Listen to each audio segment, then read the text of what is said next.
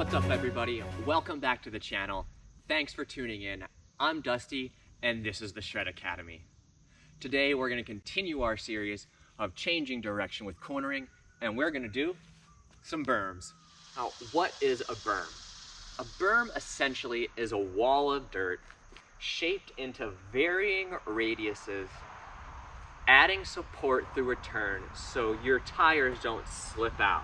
As you lean the bike over, your bike has something to push against or keep it from sliding out as it goes through the turn, allowing you to carry more speed. There are a lot of different styles of berms out there and a lot of different ways to ride berms.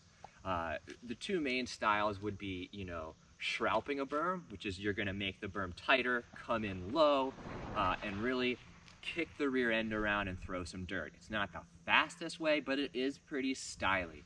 And then there's, entering a berm in the right way to carry speed to flow through the trail. That's the style we're going to cover today. We are going to cover different types of berms, whether it be a long one with not a whole lot of apex, and then we're going to cover tight ones as well. But first, we're just going to cover the basic form of going through berms. Your basic form for a berm is very similar to a flat corner. Things that remain the same, our vision's going to be pointed down trail at all times. So as we approach the corner, we're going to be looking at the entrance. As we get to the entrance, we're looking at the middle. As we get to the middle, we're looking at the exit, and we'll keep building on that as you go down the trail. Next is our chest. Our chest isn't pointed energy down to the ground. Our chest is pointed energy down trail and turning, almost rotating slightly through the direction of the corner. Our elbows are going to remain nice and wide. As we move down the body, same thing with flat corner. Our hips, as we enter the corner, our hips are going to rotate in the direction of the corner to open up our midsection so that the rear end of the bike can come around and track easier. As we continue down the body, our knees are slightly bent. We're not sitting way down into the bike because then we don't have any body-bike separation, which then cuts down on body-bike mobility. Now that we get down to our feet and our pedals, this is where things basically are completely different. Now, there are two main differences really between flat corners and berms, and they kind of play along with each other. Now, in a flat corner, right, we're dropping our outside foot so we can apply downward pressure on those cornering knobs, and we're leaning the bike over, which is going to create that arc or that cornering sensation. Well, not even a sensation. It's going to corner the bike, make the bike turn. But in a berm, we're going to remain level pedals because not only is the bike going to lean over, but we're going to lean over with it. Now, what that's going to do is as we go through the berm, and I believe it's called inertia, or, man, I really don't know the word, we're going to get forced into this berm. We're going to feel almost the G forces going through. Okay guys, let's have a look from the front and see how I approach, where my body goes, just some basics. As always, you want to enter a corner wide. It's going to open up the corner and make the corner a whole lot more flowy. It won't make the apex or the actual direction change of the corner harsh, and that's where you'll lose a lot of speed. And this is actually where you feel the most resistance going through the berm. We'll talk about that. Now, notice as I come in, I'm already looking through the corner. I've already looked at the entrance. Now I'm looking at the middle. My hips are starting to open up to rider's right so that the rear end can track along with the front end of the bike. My elbows are nice and wide, and my upper body isn't over top of the bike. I've got plenty of room to be able to absorb something or push through a hole in the berm as it comes. So as I come into the berm, notice that I'm looking through the corner. Now, we will talk about pushing into the corners and I'll touch on that now. With a nice flowy berm, there really isn't a whole lot of pushing in the beginning to open up at the end. You're more or less pushing out of the end of the apex, because as you come into the berm, you're going to feel the G-forces suck you into the berm, and that's where you're going to apply pressure with your legs to keep your body in this position. Now, as you are leaving the corner, right, you're going to have a release of that energy. And now as you're pushing against and you release with it, you get a little bit of that rebound. Hopefully you get a little more projection out of the corner. That's what the quote-unquote pushing into the corner is for. Now, I'm going to back out of here and show you guys what it would be like to enter at a much lower point, and how much you'd have to push into the corner there, just to see what it's like, just to give you guys an idea of what happens when you come in low. And when you're going to make a quick, sharp direction change, this is what I was talking about when I say push into the bike. When you have a nice berm, you're really not having to like start any momentum. The berm is there to help you keep it. The only pushing you're necessarily doing is making sure you're not getting sucked in by G-forces, unless you're making a tight, sharp turn, in which case you're going to push into the turn so you get kind of the rebound out of the turn. And you'll see me do that here. I'll start to push now. I push with my arms and then finish pushing with my feet. And pushing with your feet is what makes this rear end kind of start to slide and kick some dirt up. If you'll notice though, my exit point is definitely not as pointed at the other corner as taking the berm wide, being able to come in and come out with a better outlook in the next turn. Again, yes, it looks pretty stylish, and you know, it's fun, but if you're looking to carry speed and flow, these Schroups really kind of just kill that.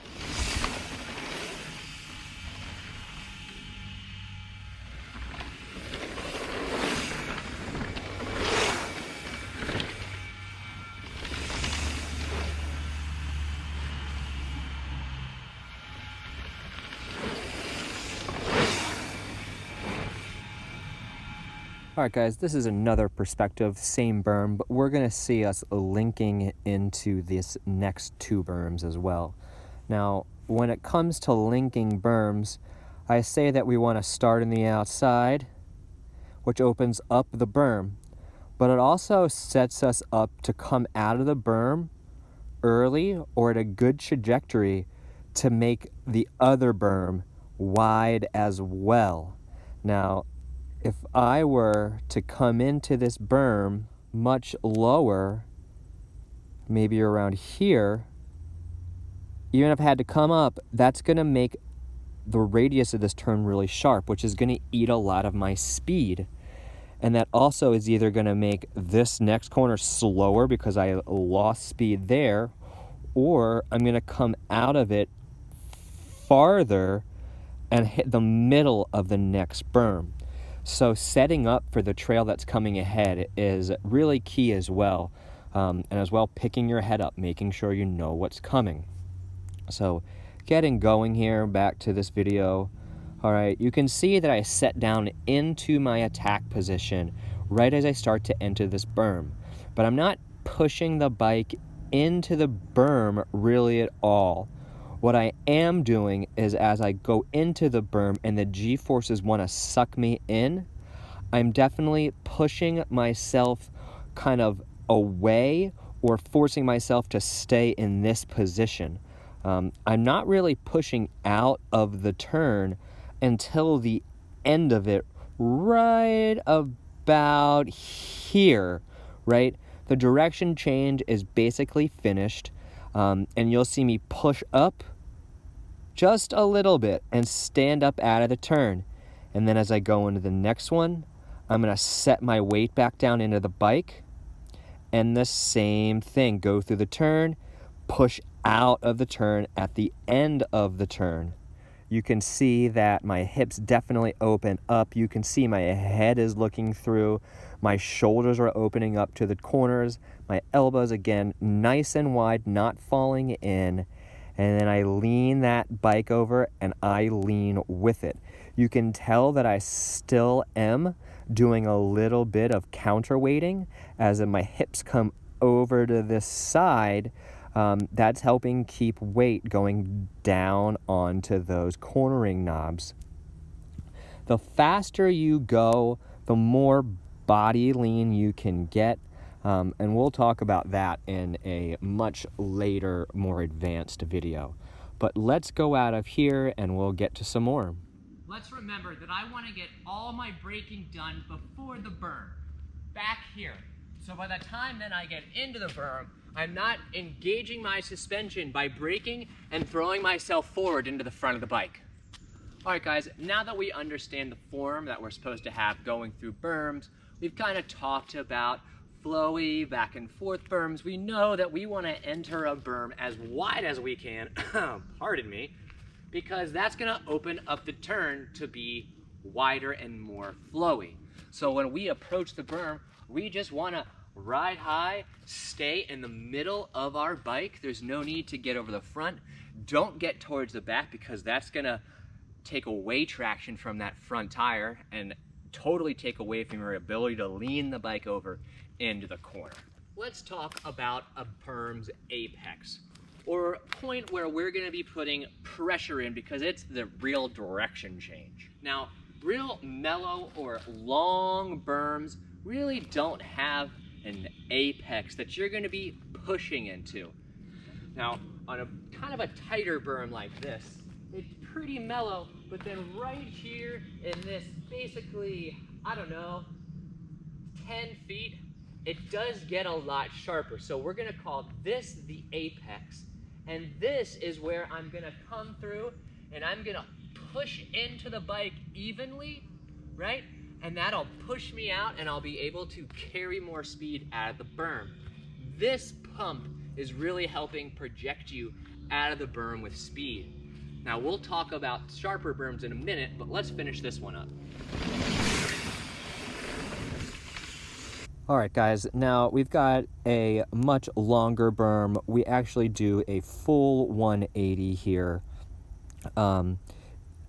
It's not super tight, but we definitely still want to make this as wide as possible to carry the most speed around.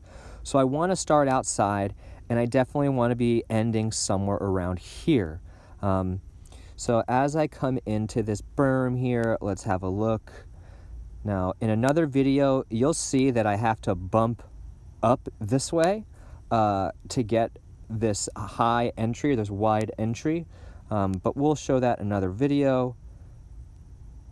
Super wide. Now, look, you can see where my head's pointed. It's not pointing here. It's definitely pointed at the middle of the berm already. So I'm looking through the berm. Now let's see if I get my head set up or my hips. Notice that my hips start to open up so the back of the bike can track along with the front of the bike. Now as I come through the corner, I lean with the bike around, keeping my elbows nice and high to keep good pressure and good power. Look at my head looking around. I'm not looking at my front tire. Now this right here, again, is going to be the point where you're going to feel those G-forces the most. But this is where you're going to feel the G-forces kind of forcing your body into the berm. And this is where you have to do the exact opposite, which is force yourself not to get sucked in and apply downward pressure. Now, as you're coming out of the berm, again, you're going to finish that by kind of pushing out of the berm, and then you're on to the next feature. Let's look at another angle of this video. We can have a look more at my head, my arms, where I'm pushing, but it's really important to get these hips to open up, guys, and this shoulder. And notice that my body is not like down here. much lower to the bars. I have a whole lot of room to be able to absorb and or push the bike through holes in the berm. Here's another angle of this berm. We're gonna get a much better view of this apex of the corner. Now, take a look. I'm definitely looking through the corner. Ooh, I like green, not red. Green is positive. Look at these elbows here. Again, nice and wide. I mean, I'm not gonna restate the obvious here. Right here, though, okay, you can see that I push into the bike and kind of stand up out of the turn. Now, I'm doing that because right in this spot, right here, the G-forces are the most. And I don't want to get sucked into the berm. I want to be, controlling the bike. So I'm going to be kind of starting to push a little bit with my arms first, then into my feet, finishing kind of with the rear end of the bike.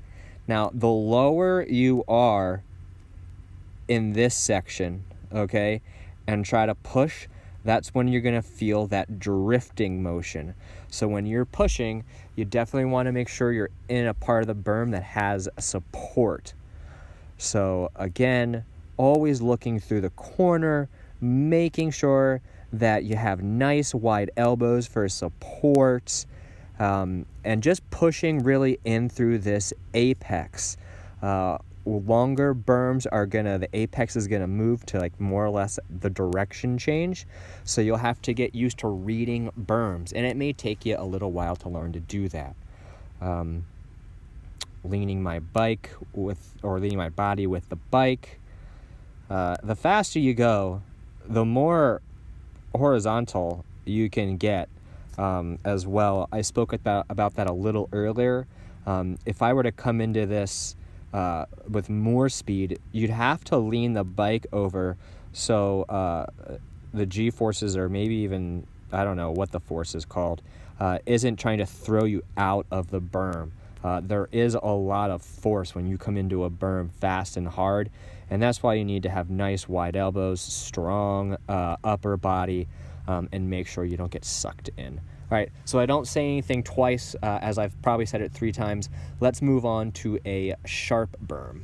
All right, guys, the final type of berm that we're gonna really look at is this really tight berm here. It's definitely tighter than the one we had before, and it's close to a 180-degree switchback. So the same thing is gonna apply. We're gonna definitely wanna start as high as we can in this berm because it's gonna open it up. We're gonna let this guy come through and see how he rolls.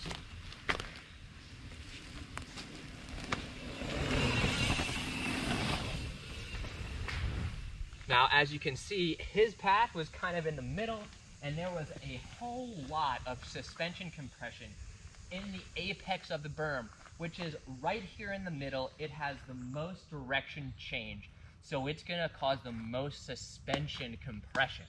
And that's necessarily where we're gonna want to engage our suspension so we don't get pushed into it. We're gonna push through it. Now, to make this a little faster, we're gonna wanna enter up here. So as we approach, we're gonna wanna bump up high. What that's gonna do is it's gonna allow us to roll down into the fast part of the berm and cruise out, rather than come in through the middle kind of and really make this turn a lot sharper than it needs to. The purpose of a berm is to make the berm more supportive, and we can even make it faster by opening up the radius of the berm by starting high. If you haven't figured it out yet, start high in turns, or to the most outside as you can. It'll open up that turn and you'll be flying.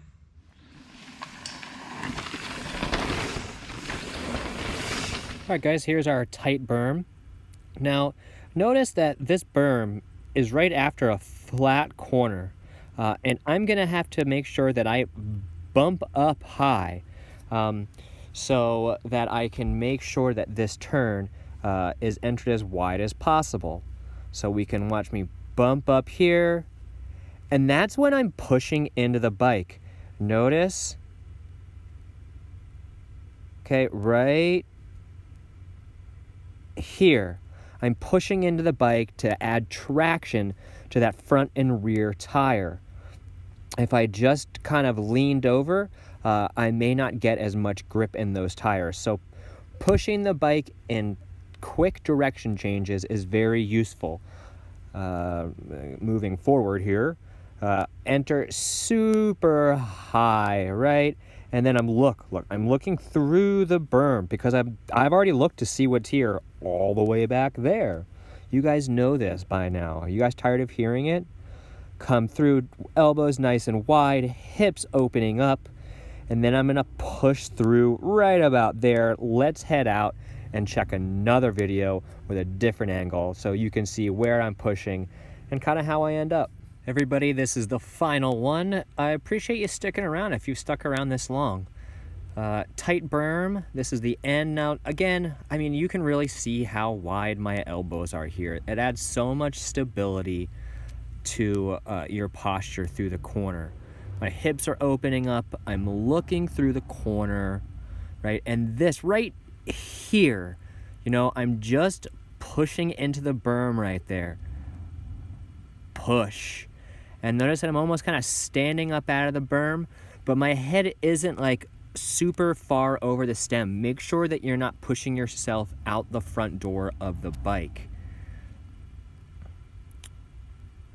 Now I'm able to kind of drop down into this berm down there because I start so high and I'm not breaking through the corners. Talked about braking a little earlier. We want to make sure we're doing all of our braking in the beginning of the corner so that we're going through the corner. All our bike has to do is eat the bumps and it doesn't have our weight in being engaged into it because we're hitting the brakes. And as well, your rear suspension does not work with your brake locked up. It's just gonna go bounce, bounce, bounce, bounce, bounce, bounce, bounce, bounce, bounce. That's why you see a whole bunch of bumps in the beginning of berms. Those are called braking bumps. That's from people hitting their brakes and their back tire skipping to slow down. So make sure you're slowing down before and maybe getting a little high of those braking bumps. I hope this helped everybody. We'll see you guys in the actual video. Well guys, that's gonna do it for our intro to berms. Pretty simple. The only real difference is pedal position and leaning your body versus keeping your body over top of the bike. Everything else kind of remains the same. I hope these tips helped. If you liked it, let me know in the comments. I appreciate every bit of support I can get. It really helps me keep going. Don't forget to like, share, subscribe. If you'd like to support the channel and want to see that it continues, check out our Patreon page. Otherwise, guys, ride safe. Nope. Ride hard, ride safe, be kind to each other. We'll see you in the next one. We've got a lot of cool stuff.